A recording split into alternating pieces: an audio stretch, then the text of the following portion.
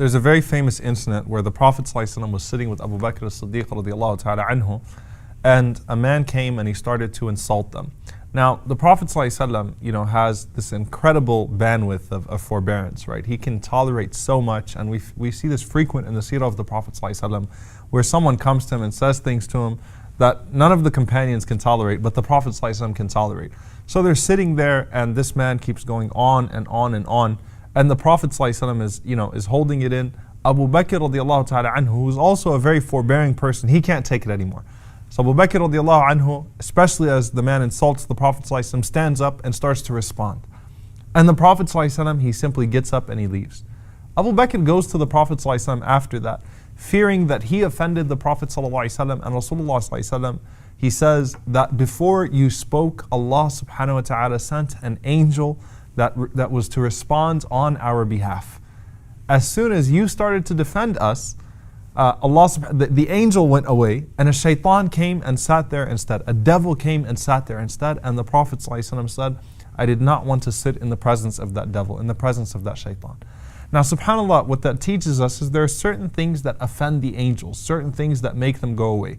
Now the angels that write, they're not going anywhere no matter what you do. They will write down every curse word, every nasty thing that you say or do. And though it's offensive, they will write it because they have to write it. But there are other angels, angels of mercy, the ones we've been talking about, that come when you do dhikr, when you remember Allah, when you do tahara, when you do wudu, when you pray. Those angels will go away from you, and instead they would be replaced by shayateen. So it's important for us to think, what are we doing to offend the angels as well? What are we doing to send them away? What are we making the ones that have to write down? And aren't we ashamed of that? And so subhanAllah, we find anger and foul language and sin and all of these different forms of corruption and disobedience. They send them away. Not only that, but the Prophet ﷺ mentioned that there are things that physically repulse the angels as well. And particularly, the Prophet ﷺ taught us not to eat garlic or onion before we come to the masjid. One of the biggest lost sunnahs of the masjid is good breath, using the siwak before the prayer, brushing your teeth before the prayer, having good breath, right? And the Prophet ﷺ, he instructed us, and he said sallallahu alaihi wasallam as well, إِنَّ الْمَلَائِكَ يَتَأَذَّى مِمَّا يَتَأَذَّى مِنْهُ الْمُصَلُّونَ. That look, even the angels are affected by that which affects those who pray. The angels also don't like bad breath. They don't like to smell that garlic or that onion. Rasulullah ﷺ said not to spit to your right side when you pray because there's an angel that would be there. So you don't want to harm them or offend them. You can't physically harm them, but don't do anything to offend them. Now, even on the spiritual side of this all, there's a very beautiful statement that's attributed to Sufyan al-Thawri, rahimahullah ta'ala, that he was asked, how do the angels know that a person intends a good or an evil deed? Because obviously there are certain things that Allah subhanahu wa ta'ala alone has access to. So how do they know when a person intends good or evil?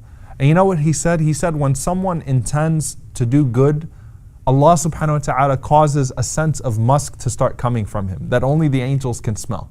And when a person intends evil, that person starts to smell bad. And the angels smell that, and so the angels already kind of have an indication based upon that smell what you're about to do. And there's a very famous statement from one of the tabi'een who said that if sins had a smell, then you wouldn't want to sit next to me. SubhanAllah, to the angels, it could be that they literally have that smell.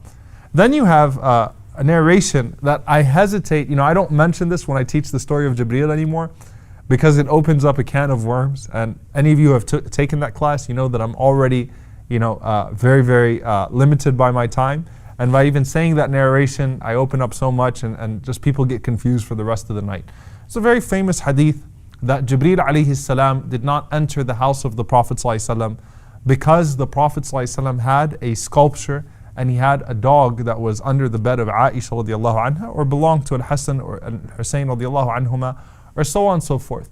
And Jibreel alayhi salam said that look, the angels do not enter a house that has dogs or suwar, pictures, drawings, sculptures, so on and so forth. Now, that hadith raises many, many issues for us, right?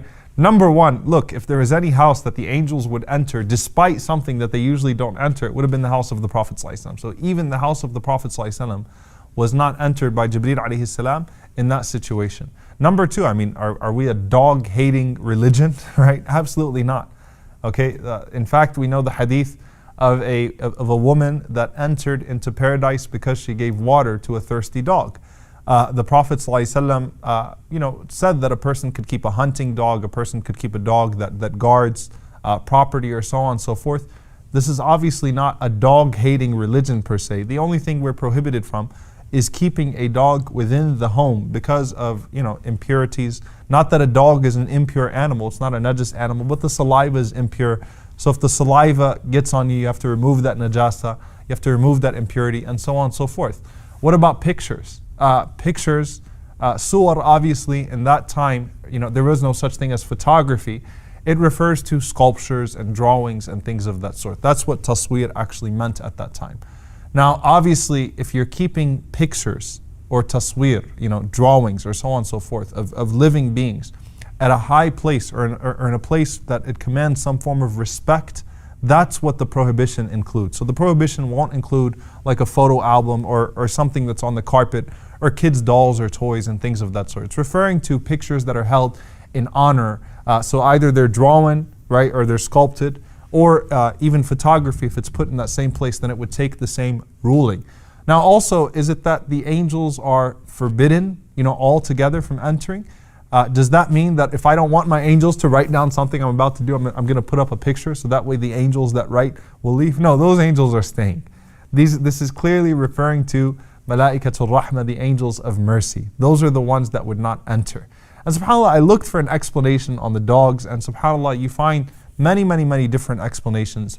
And this is just something obviously that you say Allah and His Messenger ﷺ know best. So, whether it's the explanation that some dogs might have jinn inside of them, might have possession, and that's why the angels could not be there, just as they would not sit in the presence of shayateen. It could be that. It could be the najasa factor, the impurity of the saliva. It could be that the angels obviously occupy a very high space, and so that would be beneath them. Allah knows best. We don't delve into that. But don't do anything, that's going to cause the angels to not be around you, and that's going to offend them and stop them from coming either around you or in your house.